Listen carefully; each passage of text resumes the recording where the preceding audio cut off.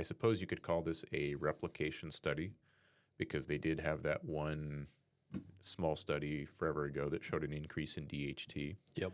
And maybe we jump right to the cut there. I mean, there's no increase in DHT that was seen with this study with creatine supplementation over a 12-week time period. So, I think we can conclusively say that creatine doesn't increase DHT, but I don't know if 12 weeks is long enough for someone to know if X compound or change is causing hair loss. Like if Correct. somebody starts TRT and you look at their hair 12 weeks later, are they going to have less hair 12 weeks later? Like, are you going to be able to even measure that, even though TRT does speed up hair loss?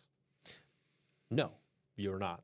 In fact, if you have a lot of unhealthy hairs in evogen phase, which is the phase after telogen phase, then perhaps you shed a lot of those unhealthy hairs.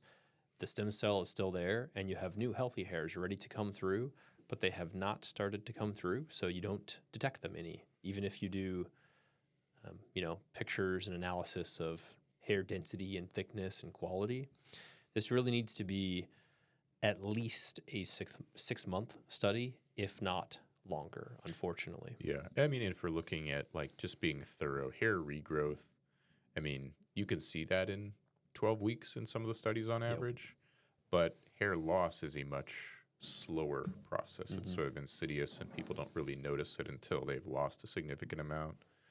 And you're going to have some fluctuation. So yeah, if you take creatine for 3 months, you probably won't see a loss in hair net, but the question is, are there some people who are sensitive to it? Maybe it's doing something else. Call it they're over-methylating. And for whatever reason, that puts extra stress in the follicle, and they're going to shed hairs, or that sort of process of anagen is going to be disrupted, and they're in a constant shedding cycle. Doesn't creatine help with methylation?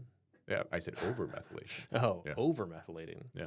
Yeah, or just over-stressed. Functional medicine people will tell you over-methylation is not a thing. Take all the methylation supplements all the time.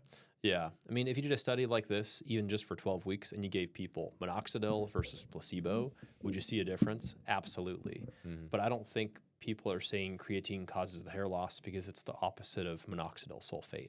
I think people are saying creatine causes hair loss because it increases testosterone DHT. That's why the authors checked a DHT, of which there is no change in 12 weeks. And that's why they checked a testosterone, of which both groups had pretty radical and crazy changes. But these levels don't make any sense if you look at free testosterone versus total testosterone. There was no SHBG checked. And the levels just don't make sense.